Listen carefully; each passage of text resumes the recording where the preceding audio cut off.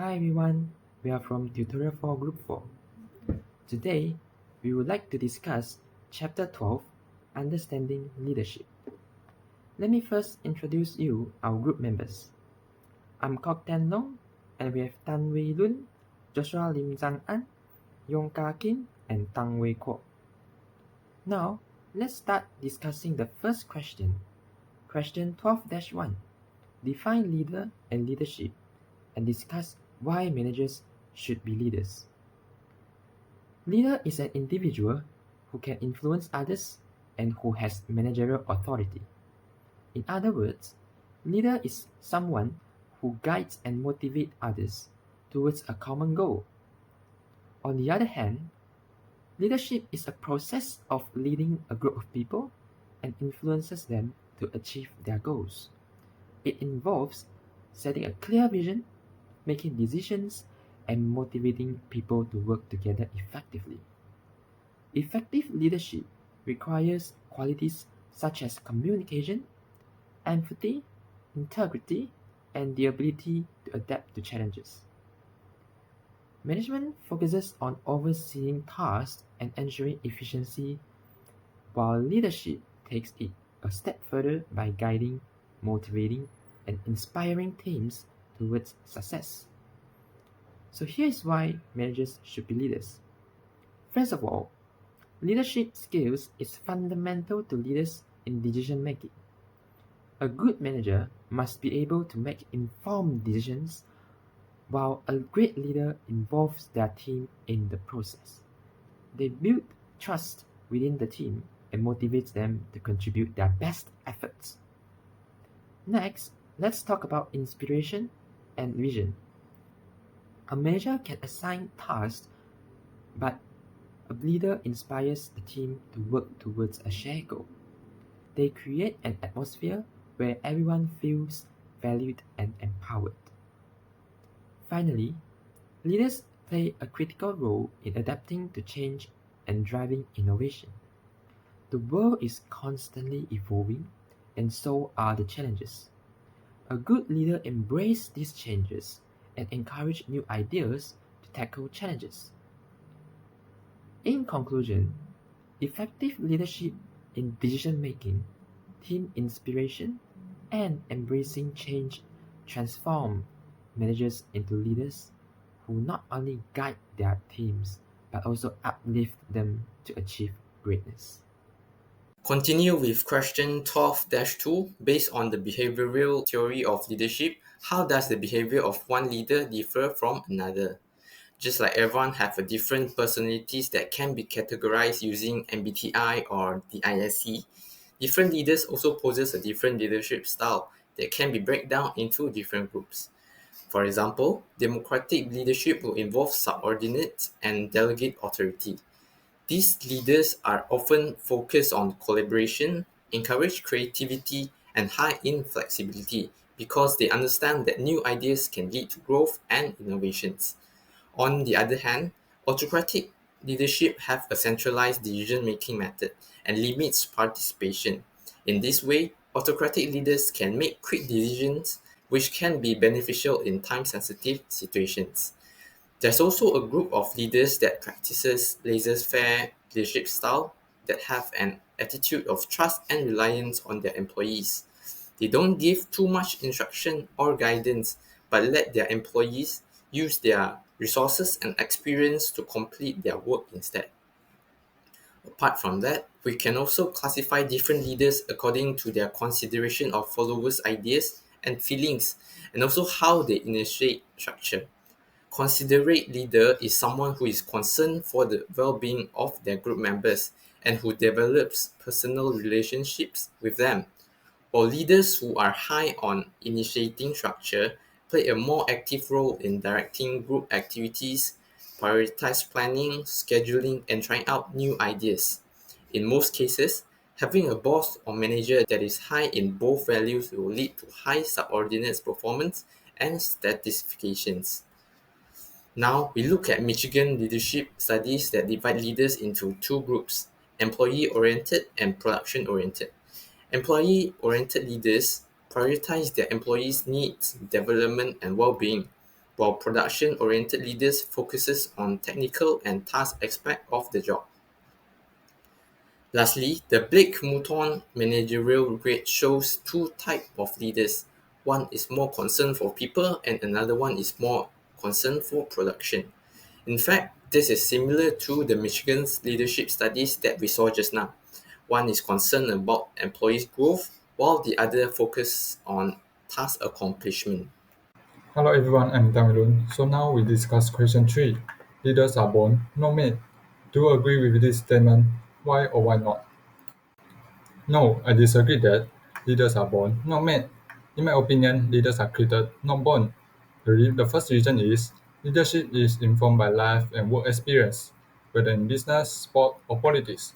The capacity for someone to effectively lead, inspire, and guide a team of people requires a highly complex set of abilities that are mostly gained from life experiences, personal growth, and access to further training. Furthermore, a person's personal and professional experiences often determine how successful they will be as a leader. They may be better able to lead if they have experienced difficult personal or professional situations. Furthermore, a person's personal and professional experiences often determine how successful they will be as a leader.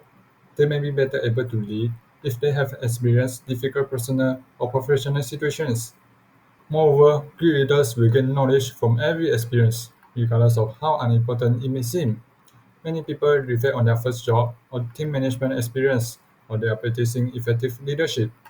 They have the skills necessary to be successful somewhere because of previous jobs and leadership experiences. Besides that, leaders require coaching and practice. Leaders are also created since many of them grow through persistent coaching and continuous practice. These coaches could be any of the people who taught us what we know now, such as teachers, mentors, managers, or trainers. Furthermore, learning and applying new information and abilities while maintaining the self-control to keep practicing until a breakthrough happens is another way to improve leadership. As important is the level of appetite of these educators. They may encourage others to adopt humility and practice accepting helpful feedback, and they should recognize that it might be difficult for new leaders to listen to input or take criticism. Now I'll discuss question 12.4.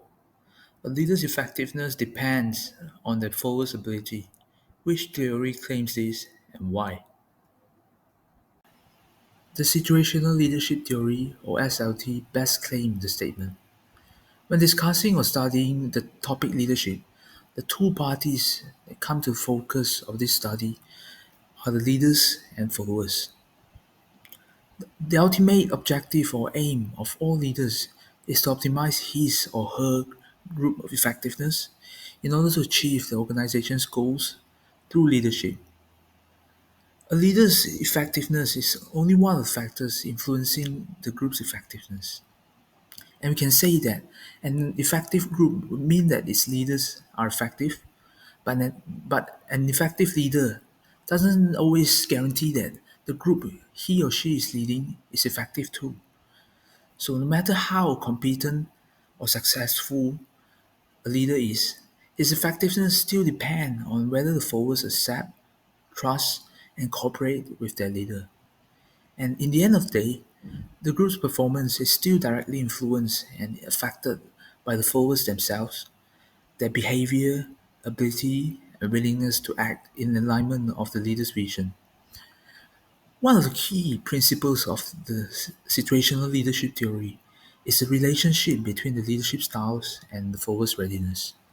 SLT proposes that effective leadership are several combinations of compatible leadership styles and the situations they face, which are shaped by the followers' readiness, particularly their ability and willingness.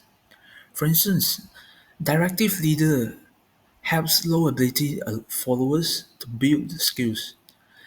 Supportive leader motivates those with high ability by low willingness, and highly skilled and willing followers perform best when they are empowered with autonomy.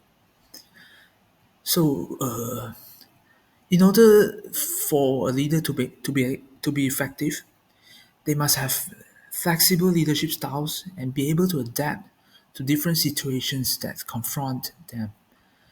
And for example, in football terms, the tactics and philosophies of a manager that works in one club doesn't mean that these same tactics and philosophy of this manager will work in another club.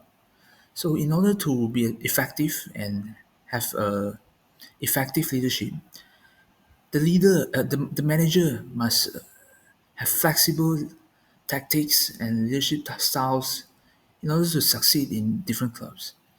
And in conclusion, in the end of the day, the leadership effectiveness and the group's performance still depend on the followers themselves, and the leaders must have flexible leadership styles when confronting different situations, and therefore the situational leadership theory best claim the statement.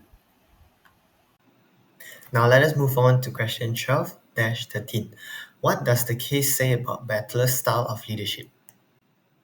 Now, before we go into Battler's style of leadership, let me just give you a backstory on what did Battler actually do.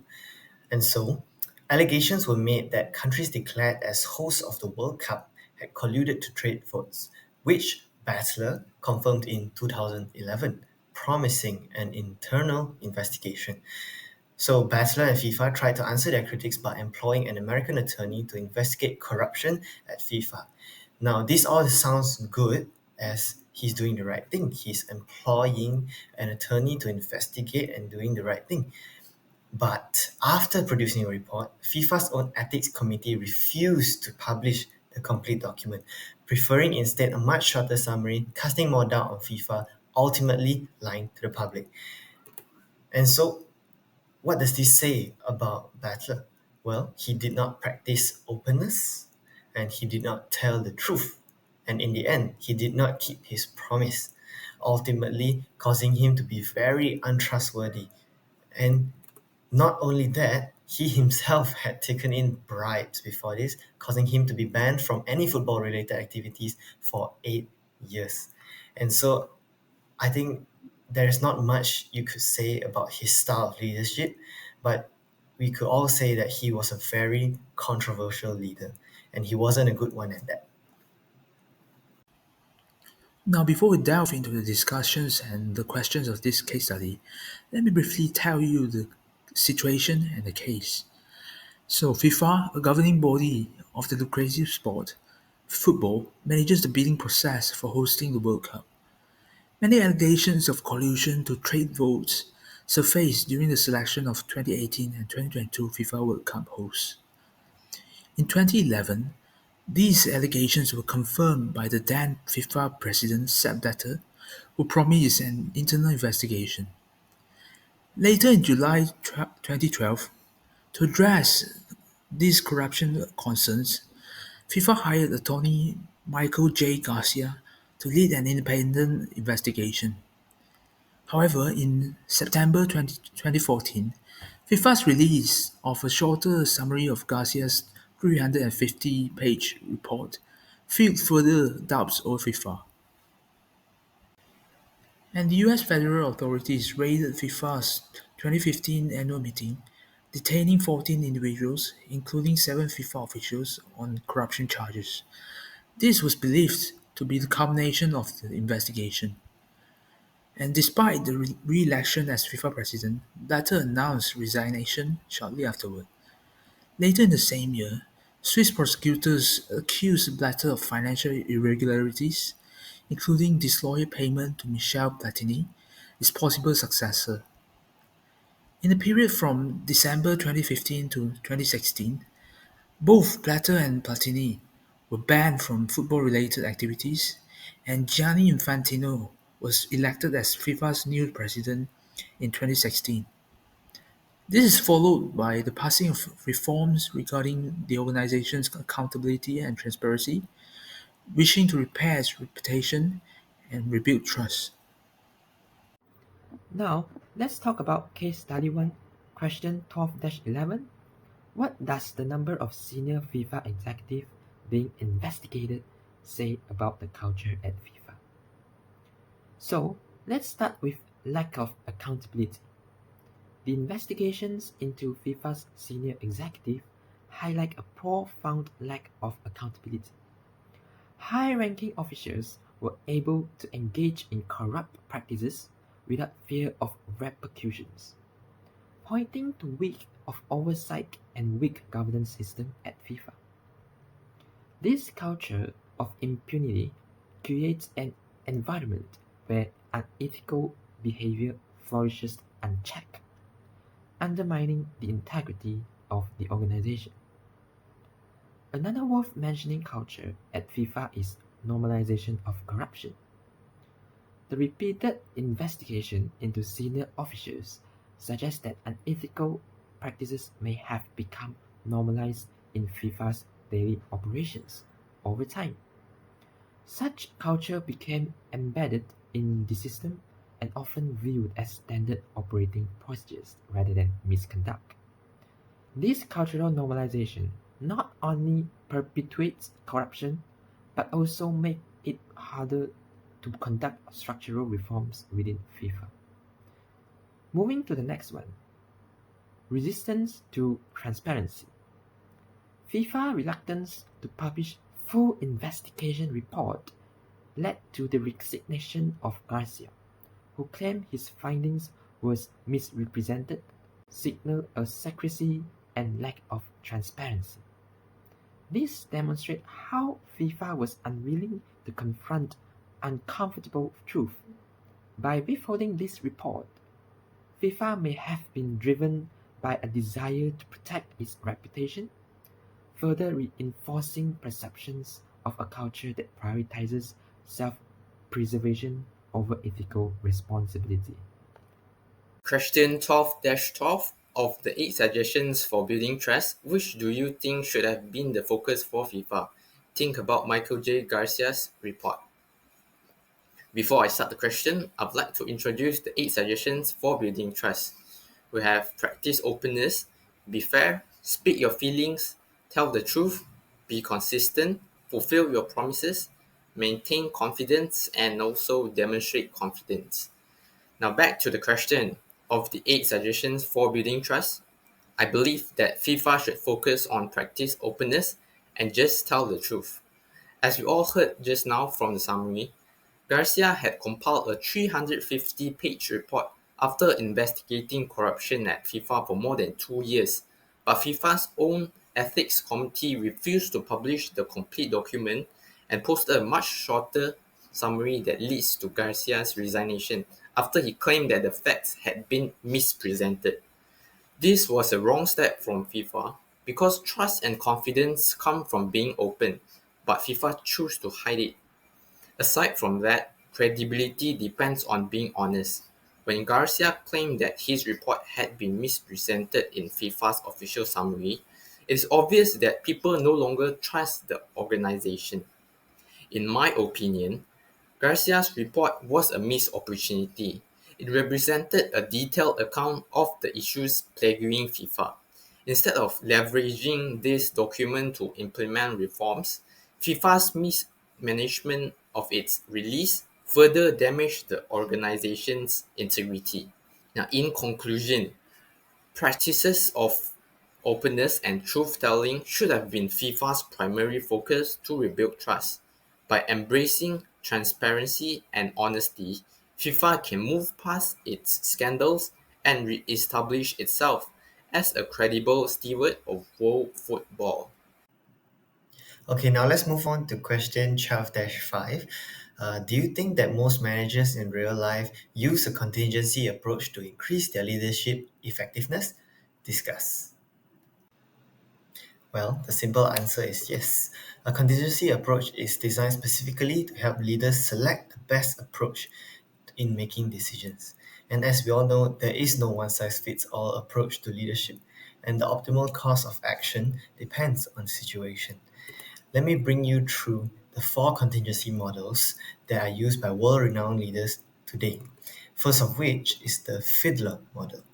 Fiedler concluded that task-oriented leaders perform better in favorable situations and in very unfavorable situations. On the other hand, relationship-oriented leaders perform better in moderately favorable situations. Next, we have the Hersey-Blanchard model, aka situational leadership theory. It focuses on the follower's readiness. And so let me bring you through the four categories of readiness that a follower may have. So R1 would be unable and unwilling to do a task. R2 would be unable and willing. R3 would be able and unwilling, and R4 would be both able and willing. And so the contingency approach also depends on the leadership styles to compensate for the readiness of the employee. If let's say followers are R1, unable and unwilling to do a task, the leader needs to use the telling style and give clear and specific directions. If followers are R2, unable and willing, the leader needs to use the selling style and display high task orientation to compensate for the followers' lack of ability. And if the followers are at R3, they are able and unwilling, the leaders need to use the participating style to gain their support. If followers are at R4, both able and willing, the leader doesn't need to do much and should just use the delegating style. Moving on, we have the leader participation model. This model relates to the participation and behavior of the leader along with decision making. And so this contingency approach to group decision making that is designed specifically to help leaders select the best approach to making decisions. This model identifies different ways a decision can be made, which is the five in the slide below, and they will, depending on the degree of the follower participation, and 12 contingency variables, which you can read in the textbook. And so let's move on to the last model, which is the path goal model. It states the duty of the leader, which is to provide and assist employees in attaining their goals. And not only this, but making sure the goals of both the organization and the employee are aligned. And in doing so, it will increase the effectiveness of the leader upon their employees. And it's not only just for the path goal model, but for the rest of the models as well. Now, let's discuss about question 12-14. In 2011, when asked about the crisis at FIFA around the rumors of financial irregularities, Butler downplayed the allegations dismissively. Which of the 5 dimensions of trust do you think Butler was failing to demonstrate here? There are 5 dimensions of trust. The first one would be integrity. Integrity refers to acting ethically, being honest and truthfulness. People or organizations with integrity do what they promise and uphold ethical standards in all circumstances. Next is openness. Openness is about being transparent and willing to share ideas and information openly. It also includes acknowledging mistakes, addressing concern honestly, and fostering an environment where issues are discussed openly. A lack of openness means hiding truth, which erodes trust. Moving to the next one. Competence includes possessing technical and interpersonal knowledge and skills to fulfill responsibilities. It refers to the ability to perform duties, deliver commitments, and achieve outcomes. And then we have consistency. Consistency reflects reliability, predictability, and a good judgment in handling situations. It means aligning actions with words, upholding values, and responding to situations in dependable manner. Last one is loyalty. Loyalty refers to the willingness to protect someone physically or emotionally, especially serve the interests of those who rely on you. For example, stakeholders, customers, or employees. So what Butler actually failed to demonstrate? The answer is openness. This is because Butler's dismissive response to rumors of financial irregularities reflects a lack of transparency in his communication and actions. One of the examples in the case study is Butler refused to fully disclose the corruption investigation report and only revealed selective summary that misrepresented the facts. Butler's secretive action and unwillingness to confront issues openly reflects the lack of openness. For this question, for Infantino to succeed, what style of leadership do you think would be most effective? Firstly, transformational leadership. Transformational leadership inspires employees to thrive beyond required expectations to work toward a shared vision. Infantino should focus on changing FIFA's culture by encouraging openness, responsibility, and moral behavior.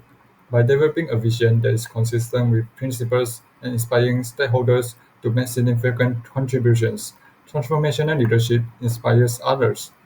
Since FIFA's reputation has been damaged by scandals, it will take visionary leadership that focuses on positive changes to rebuild trust. Secondly, democratic leadership. Democratic leadership is the combination of the autocratic and legislative types of leaders. Infantino should involve every relevant stakeholder in decision-making, including as sponsors, players, and member associations. Collaboration and openness are promoted via democratic leadership, which can strengthen a feeling of shared purpose and ownership. A democratic approach ensures that all stakeholders in FIFA, a worldwide organization, feel represented. Besides that, situational leadership. Situational leadership is a leadership style in which a leader adapts their style of leading to suit the current work environment and needs of a team. Infantino needs to be flexible, changing his approach according to the situations, difficulties, and individuals involved. For instance, he might need to be more cooperative when promoting long-term projects as well as directive during crises.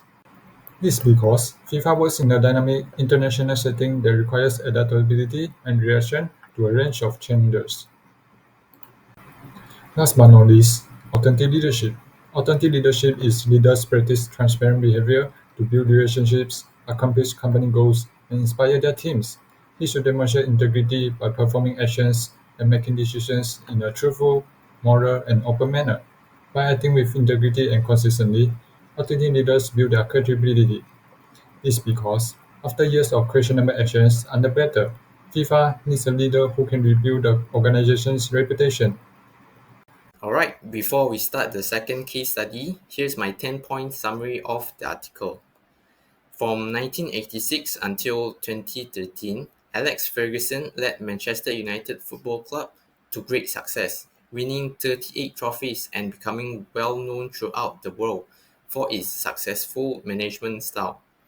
Ferguson was recognized for his strict standards, which were demonstrated by his severe discipline, which included terminating the captain's contract for openly criticizing teammates.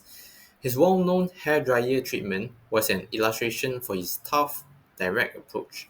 Ferguson prioritized long-term success by changing the club's culture, putting a strong emphasis on professionalism and getting rid of bad habits like the players' drinking culture. He set an example for the entire company by being the first to come at work and the last to leave, demonstrating a strong work ethic. Ferguson fostered a sense of unity and commitment by introducing symbolic practices such as players wearing club blazers with badges to represent Manchester United with pride. Unlike Steve Jobs' consistently aggressive approach, Ferguson adapted his management style based on the individual needs of his players, showing flexibility to get the best out of each one. Ferguson emphasized addressing conflicts or disciplinary issues promptly and moving forward, which maintained a positive and focused team environment. Ferguson paid attention to small but meaningful details, like learning the names of all staff members, which created a sense of inclusivity and mutual respect within the organization. His influence extended beyond the football world, with comparisons to iconic leaders like Steve Jobs and recognition for his leadership style in academic and business circles. Ferguson's leadership principles have been further shared and analyzed, including his teaching role at Harvard Business School and the publication of his book Leading in 2015. For this question, what leadership theories do you feel Ferguson's actions support? Firstly, transformational leadership. A leader that practices transformational leadership will inspire and encourage their team members to work towards a common objective. Ferguson made long-term changes to Manchester United's culture. For instance, he encouraged a strong work ethic and addressed an unhealthy drinking culture. Ferguson demonstrated transformational leadership by inspiring and motivating people to adopt to the same objective.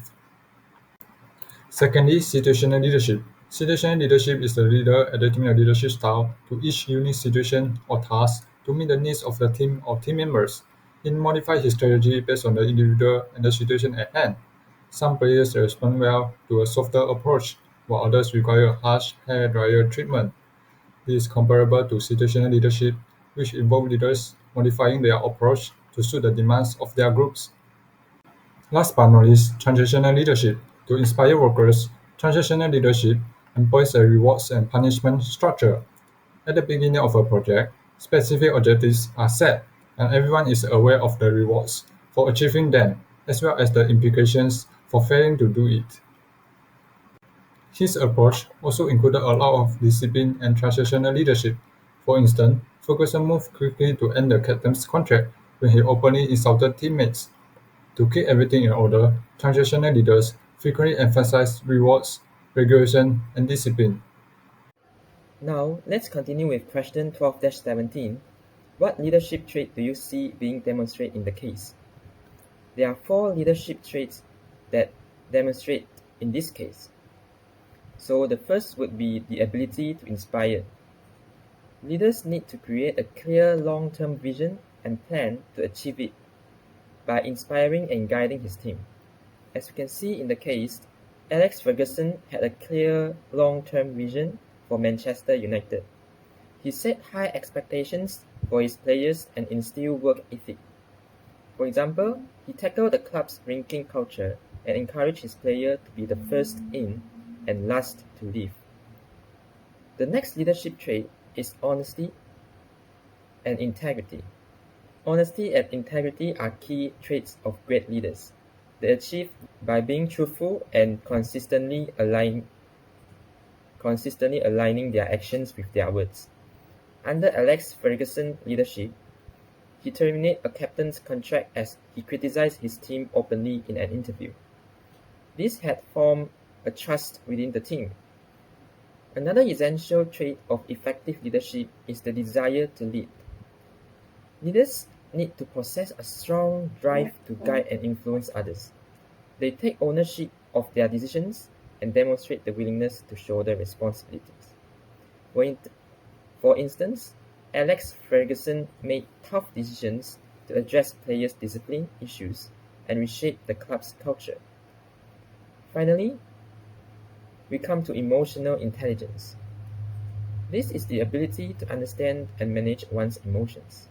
Alex Ferguson demonstrated a remarkable emotional intelligence throughout his career.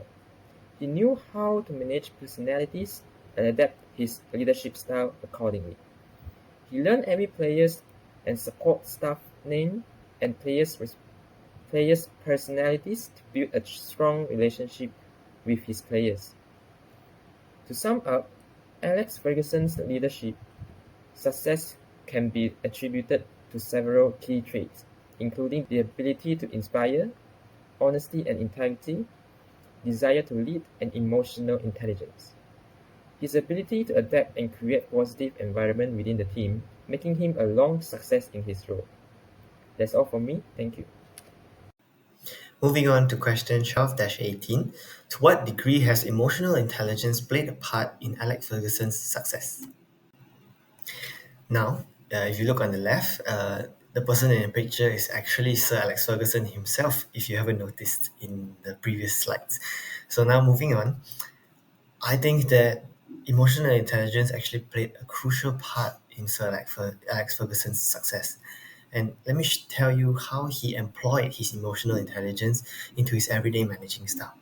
Well, first of all, he had a varying managing style using emotional intelligence. And so what do I mean by this? Well, Sir Alex Ferguson didn't just take an unapologetically blunt and aggressive approach, but he would vary his managing style, shouting at some players and taking a different approach with others. This approach could seem arbitrary and inconsistent, but was actually a conscious choice made by a manager who really knew his players and understood how to get the best out of each one. Moving on, Sir Alex Ferguson knew the importance of detail. He understood that the organization was bigger than the team. So he actually took initiative to learn the names of all the support staff and the other members of the organization and took time to talk to them. This shows that he had an abundance of emotional interaction and shows that he himself thought that emotional intelligence was crucial to the success of the club. And not only that, he actually has a whole segment dedicated to emotional intelligence in his book, Leading. In that book, Sir Alex Ferguson discusses how emotional intelligence in the context of leadership and how it can be used to build trust and motivate people. He talks about keeping problems in-house and how he used emotional intelligence to assess the mental and emotional well-being of each squad member. And so I think it's safe to say that um, emotional intelligence played a very crucial and important part to why Sir Alex Ferguson became such a successful manager. And if you want to know more, I would recommend reading his book. And lastly, I'm going to discuss question 12:19. What do you see as the possible problems of varying the leadership approach with different players? I'll explain three possible problems that managers might face if they use varying approaches for different players.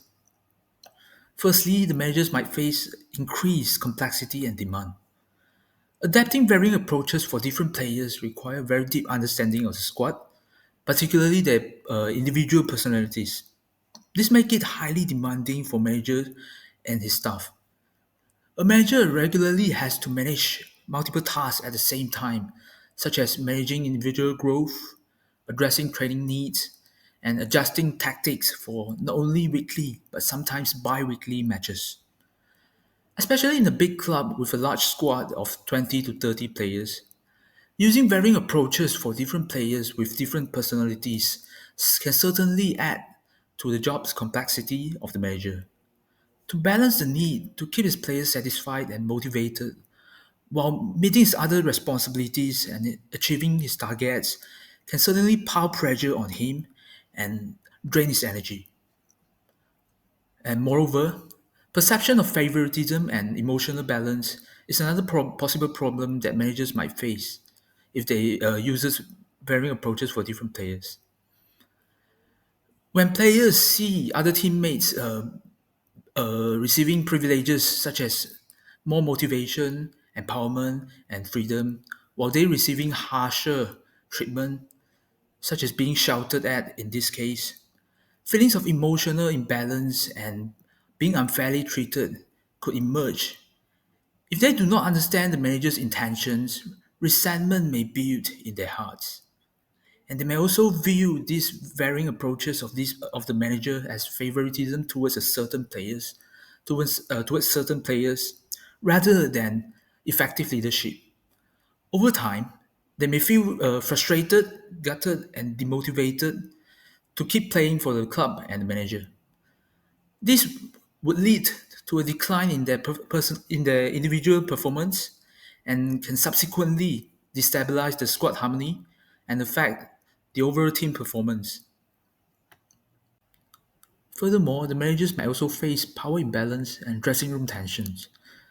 Managers granting too much power and influence on certain players can create power imbalance in the dressing room. Indeed, there are some players in the squad who are natural leaders. These players are confident, hardworking, technically good, and willing to cooperate with the manager. And these are often the players who are in the in group of the managers and are often given more autonomy and freedom. These are also what we call the key players of a club. As their ego grow, they may possess higher prestige and influence in the dressing room.